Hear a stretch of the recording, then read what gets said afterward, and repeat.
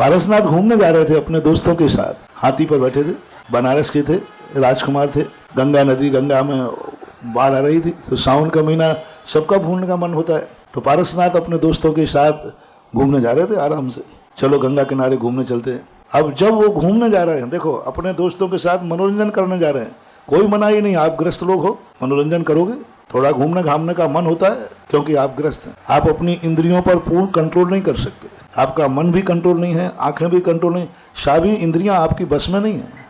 कुछ मनोरंजन भी करना चाहते हो, शौक भी करना चाहते हो। तीर्थंकर थे, राजकुमार थे, उनको भी मनोरंजन करने का भाव आया, गए। लेकिन देखना, मनोरंजन करने का मना नहीं किया, गए। तीर्थंकर भी जा रहे हैं, लेकिन रास्ते में एक नाग नागिन जलते हुए मिले, सारा प्रोग्राम कैंसिल कर दिया, सारा प्रोग्राम कैंसिल कर दिया। दोस्तों के साथ जाना, इतनी बड़े तीर्थंकर स्वयं हाथी से कूद पड़े, किसको बचाने के लिए?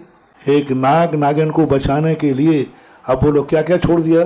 घूमने का प्रोग्राम, दोस्तों के साथ मनोरंजन, मान मर्यादा।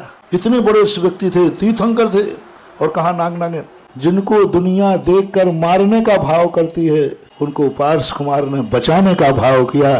देखो तो सही क्या परिणति, बचाने का भाव किया। सब प्रोग्राम कैंसिल।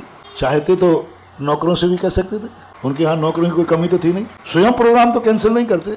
लेकिन नहीं, किसी दूसरों का दुख नौकरों से नहीं कराया जाता, अपने हाथ से किया जाता है। स्वयं तीर्थंकर पहुंच गए।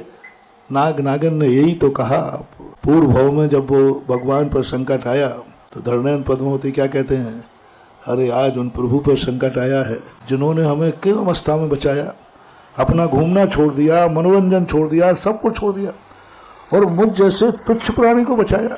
जिसको देखकर दुनिया मारने का भाव करती है, उसको देखकर पारसनाथ ने बचाने का भाव किया। अब ये देखो उपकार, कहाँ का उपकार, फिर धरणेन्द्र पद्मावती उनको उसी कारण से बचाने आए। महानुभाव, मोटिवेशन आपको दे रहा हूँ, कभी आप अपना सुख छोड़कर किसी का दुख दूर करने के लिए उतर पड़ना, आपको ऐसा कर्म का बंध होगा कि दुख आपको आएगा ही नहीं। सुख छोड़कर, कोई सुख आपको मिलने वाला है, उसको त्याग करके किसी का दुख दूर करो तो बहुत बड़ी बात।